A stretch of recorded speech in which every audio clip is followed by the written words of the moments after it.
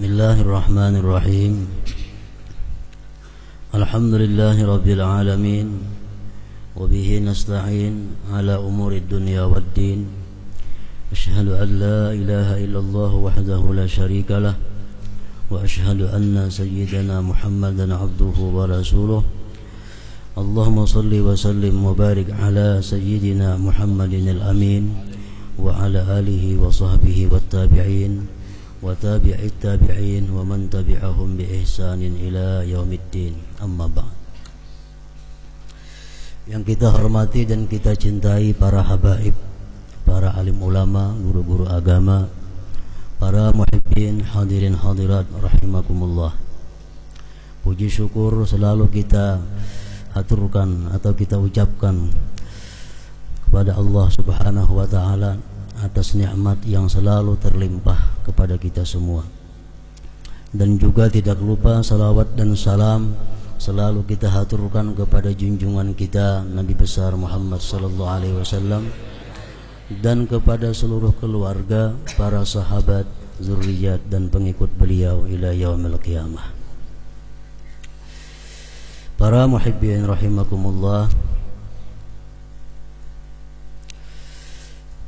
As-suratus sadisah min suwaril Quran, suratul An'am. Surat yang ke-6 dari surah-surah Al-Quran, yaitu suratul An'am. Makiyatun, suratul An'am ini makiyah, artinya diturunkan kepada Rasulullah sallallahu alaihi wasallam sebelum beliau hijrah ke Madinah. Illa sittal ayat, kecuali ada 6 ayat di dalam surat Al-An'am ini, pamadaniyatun, maka itu madaniyah. Wa ayatuha, ayat-ayatnya surat Al-An'am ini khamsun wa sittuna wa mi'ah, 165 ayat. Al-An'am artinya adalah binatang ternak. Binatang ternak berupa unta, sapi atau kambing, itu disebut An'am. Surat Al-An'am. Kenapa surat yang ke-6 ini dinamai dengan Al-An'am? Karena di dalam surat ini ada beberapa ayat yang membicarakan tentang Al-An'am, tentang hewan ternak berupa unta, sapi atau kambing.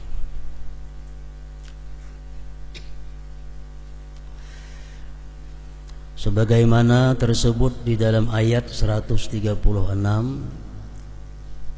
di mana Allah Subhanahu wa taala berfirman, wa ja'alu lillahi mimma zara'a minal harthi wal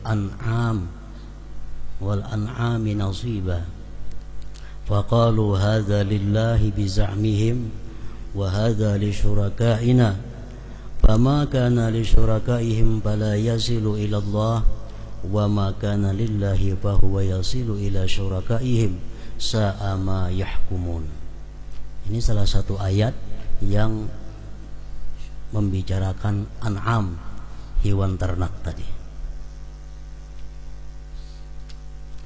Tafsir daripada ayat tersebut adalah mereka orang-orang kafir, khususnya kafir Quraisy,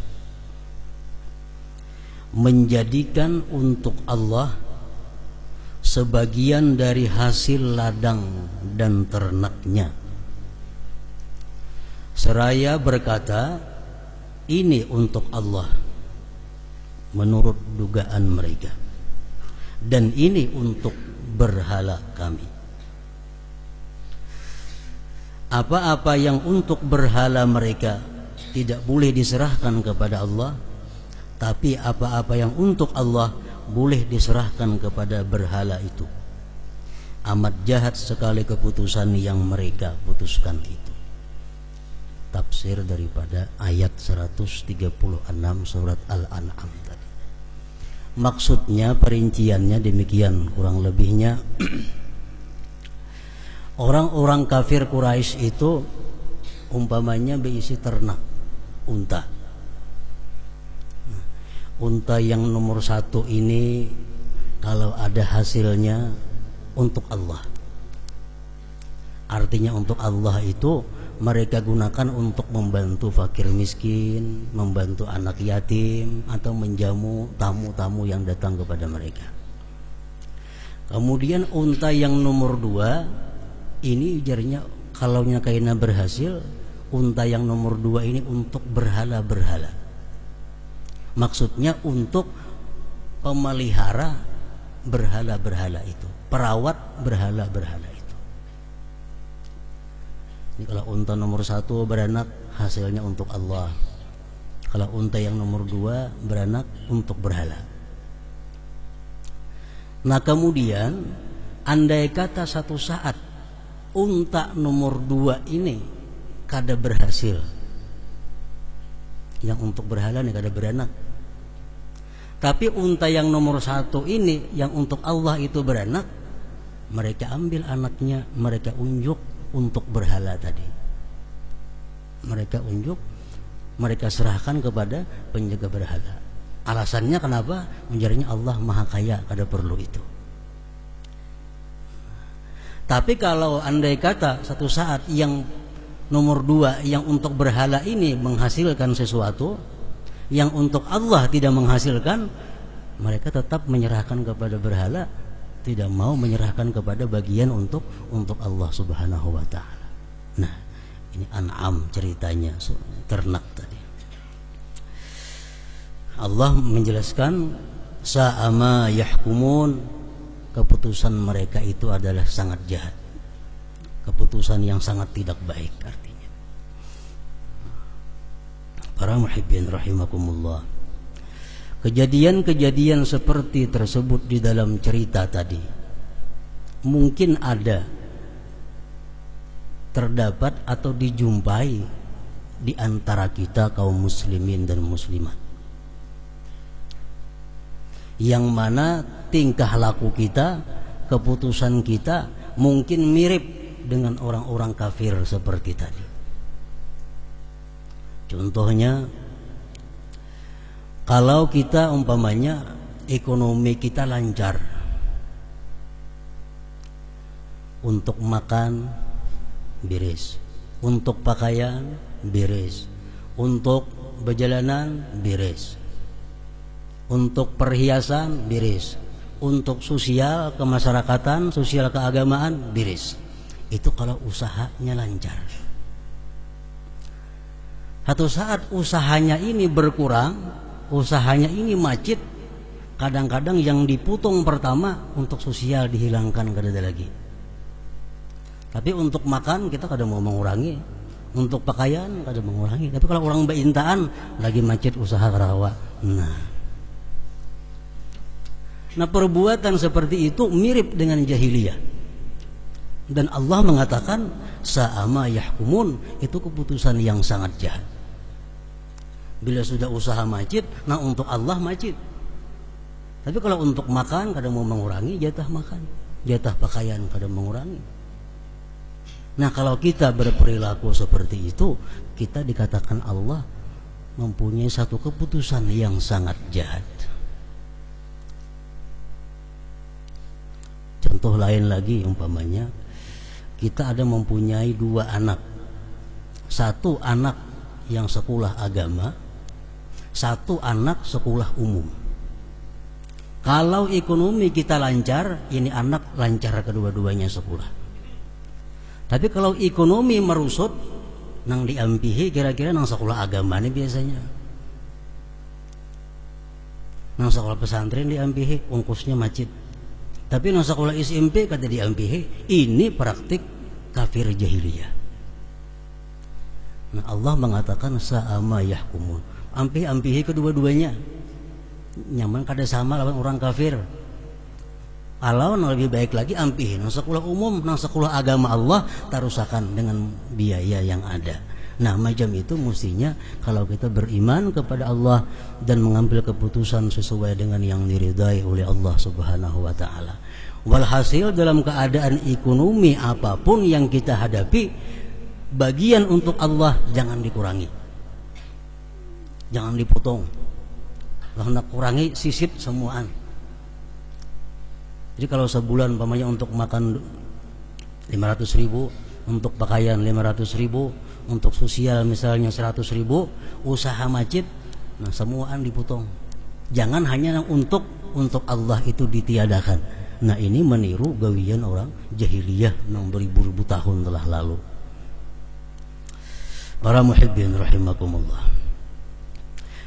Surat Al-An'am ini turunnya sebelum Rasulullah hijrah ke Madinah. Beliau masih di Mekah. Lalu banyak dalam surat Al-An'am ini menceritakan tentang kelakuan-kelakuan orang kafir Mekah waktu itu. Nah, sambungan ayatnya 137 surat Al-An'am, wa kadzalika zayyana likatsirin minal musyrikin qatla auladihim syuraka'uhum, ila akhir ayat. Artinya seperti demikianlah memperhiasi itu syaitan-syaitan kepada kebanyakan orang musyrik waktu itu membunuh anak mereka. Maksudnya membunuh anak perempuan. Membunuh anak perempuan merupakan perilaku jahiliyah.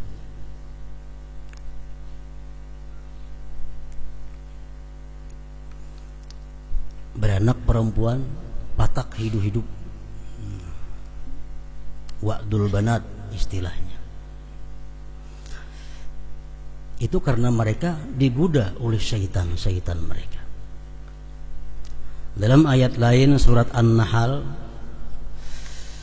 dalam surat yang lain itu surat An-Nahl, Allah menyatakan, wa idza busyira ahaduhum bil unsa dhalla wajhuhu muswaddan wa huwa kadhim. Bila dikabarkan kepada mereka bahwa istrinya melahirkan anak perempuan, maka wajahnya menjadi hitam dan menahan kemarahan. Itu orang jahiliyah dulu. Kalau ada yang mengabarkan tuh bini ikan beranak, anaknya bini-bini, marahnya, muhanya hitam karena kazim, menahan marahnya. Yatawara minal qaumi min su'i ma busyira bih. Dia berhindar daripada tengah-tengah orang banyak karena merasa jahatnya itu kabar yang dia terima. Ayumsikuhu ala hunin am yadussuhu fit turab. Akhirnya dia menyimpulkan satu di antara dua. Apakah anak perempuan ini kutahan, kugaduh, kuharagu walaupun aku malu, atau anak perempuan ini kumasukkan ke dalam tanah. Allah mengatakan ala sa'ama yahkumun, itu keputusan yang sangat jahat di antara orang kufar Quraisy itu.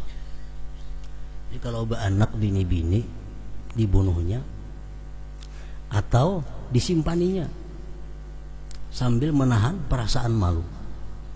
Kenapa orang-orang kafir itu waktu itu kada katuju anak bini-bini ini? Sebabnya menurut para ulama-ulama ahli tafsir mengatakan salah satunya mereka takut fakir. Nah, anak bini-bini ini kadakawa dibawa berperang. Anak bini-bini ini kadakawa dibawa bekerja, beternak. Karena mun gana belaki diambil lakinya, bujung maharagu aja berapa tahun. Nah, dia bawa usaha berdagang, kadakawa. Kenapa? Karena tradisi orang Arab itu paling kada mau membawa anak bini itu ke pasar berdagang.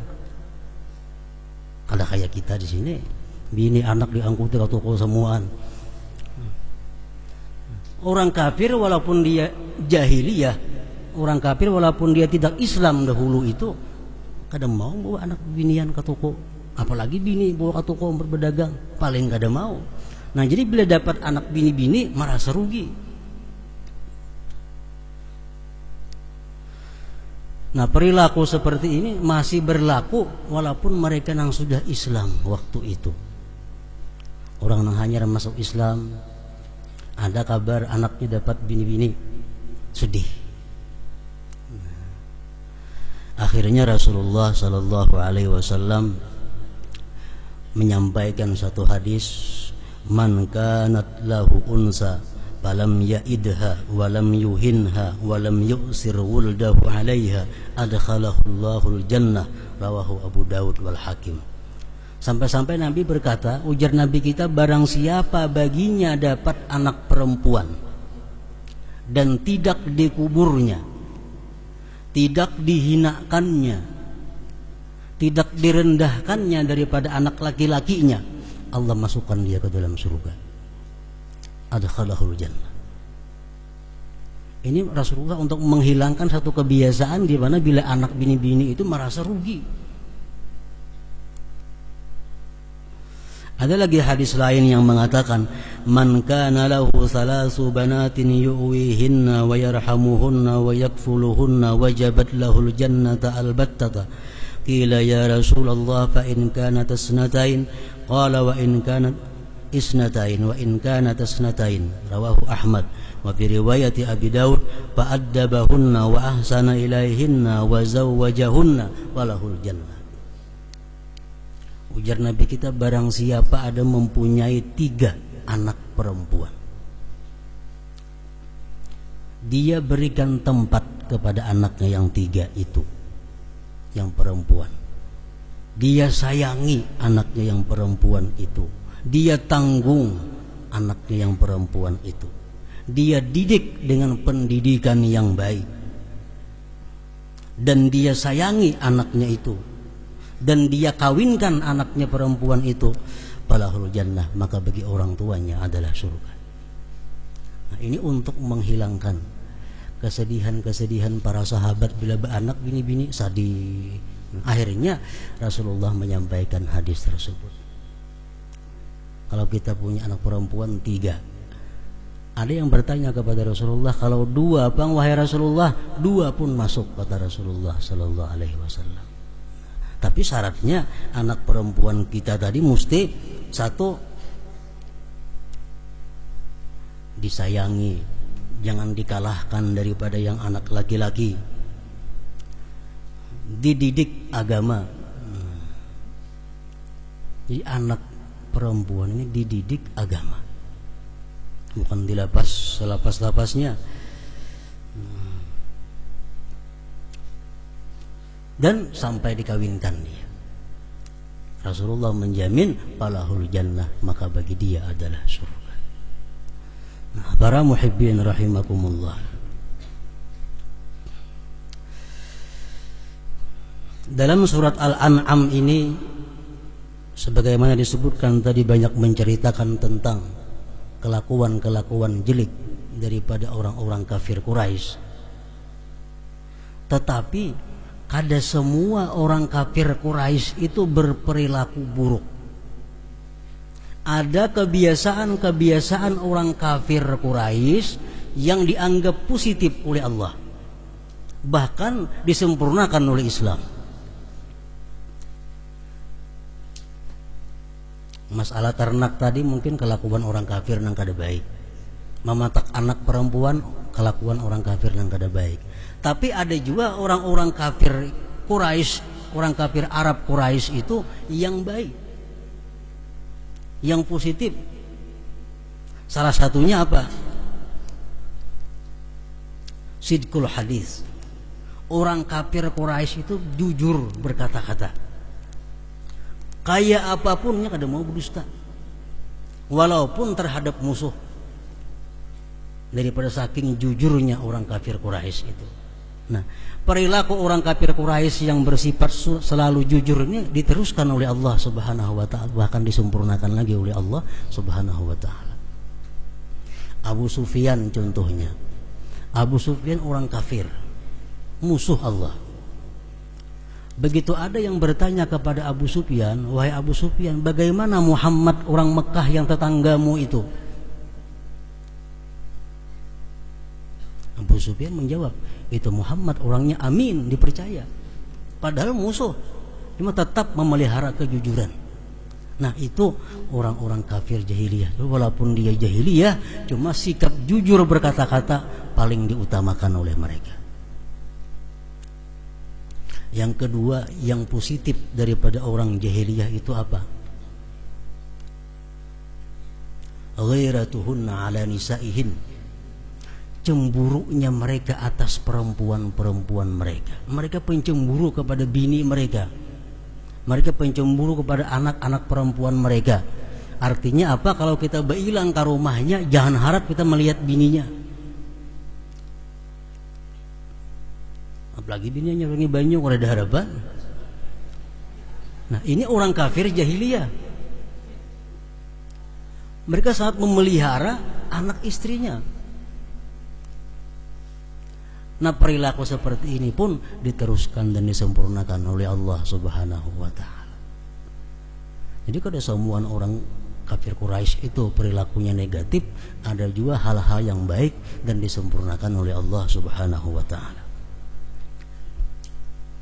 Para muhibbin rahimakumullah, sebagaimana surat-surat yang lain, surat Al-An'am ini pula banyak mengandung petunjuk, arahan daripada Allah Subhanahu wa ta'ala kepada seluruh manusia agar mereka selamat dan bahagia dunia dan akhirat. Antara lain arahan Allah kepada kita dalam surat Al-An'am ini adalah ayat 59, wa indahu mafatihul ghaib la ya'lamuha illahu. Di sisi Allah kunci-kunci yang gaib itu, dan tidak ada yang tahu kunci-kunci yang gaib itu melainkan Dia.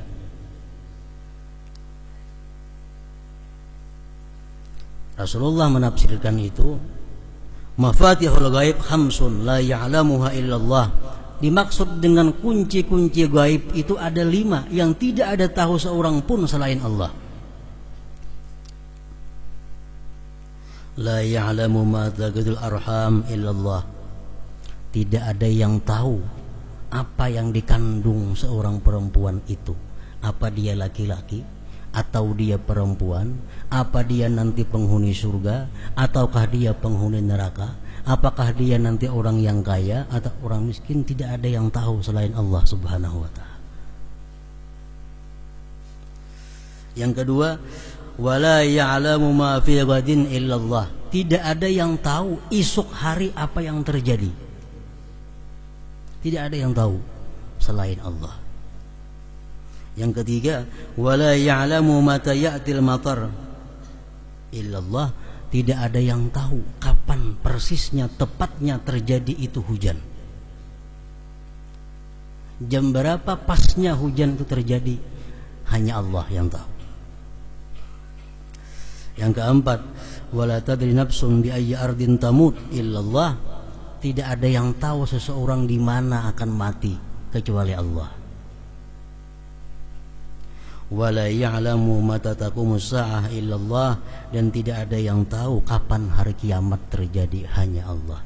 Nah, ini Allah mengatakan bahwa kunci gaib yang tahu hanya Allah Subhanahu wa ta'ala. Imam Al-Qurtubi dalam tafsir beliau mengatakan, kalau ada orang yang mengatakan bahwa besok hari hujan pasti, orang tersebut kafir. Atau pastinya kata diucapkannya dalam hati aja, esok hari hujan, tapi dalam hatinya pasti, orang tersebut murtad, kafir. Karena yang tahu hujan itu kapan terjadinya hanya Allah Subhanahu wa ta'ala.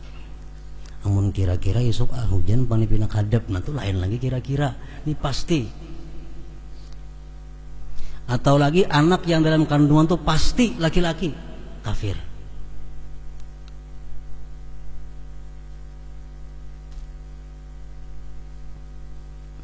Hari kiamat tanggal sekian, tahun sekian, kafir.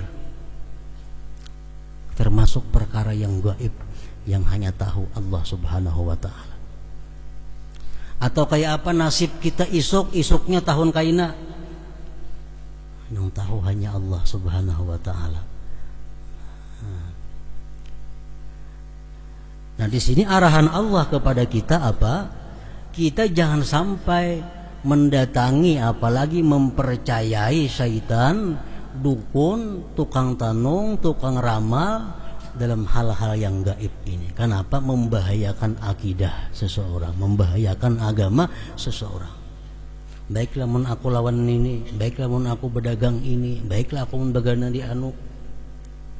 Itu betahun Allah Ta'ala aturannya.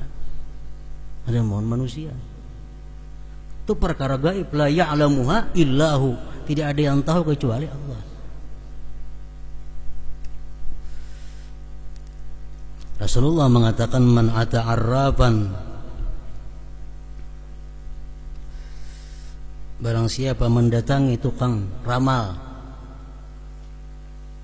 tukang tangguh, fasa'alahu an syai', dia tanyakan daripada sesuatu kepada tukang tangguh tadi, lam tuqbal lahu salatu arba'in lailah,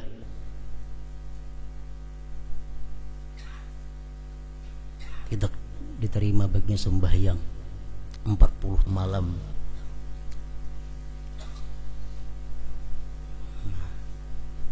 Bertakun orang tukang ramal kayak apa? Mun akal ini bagus kada? Mun aku berdagang ini baik kada? Baik gitu orang ramal. Nah,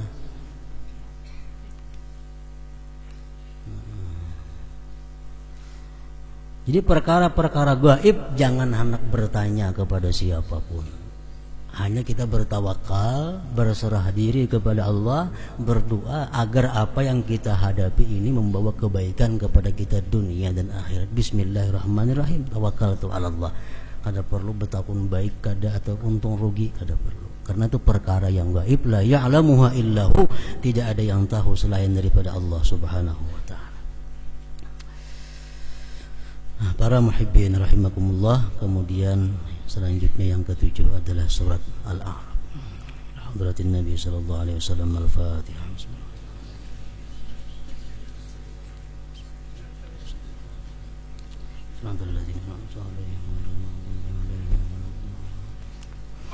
Asyhadu an la ilaha illallah wahdahu la syarika lah. وأشهد أن سيدنا محمدا عبده ورسوله. لا إله إلا الله. نستغفر الله. لا إله إلا الله. نستغفر الله. لا إله إلا الله. نستغفر الله. لا إله إلا الله. ونتوب إلى الله. لا إله إلا الله. محمد رسول الله صلى الله عليه وسلم. يا أيها الراجون منه شفاعة صلوا عليه وسلموا تسليما.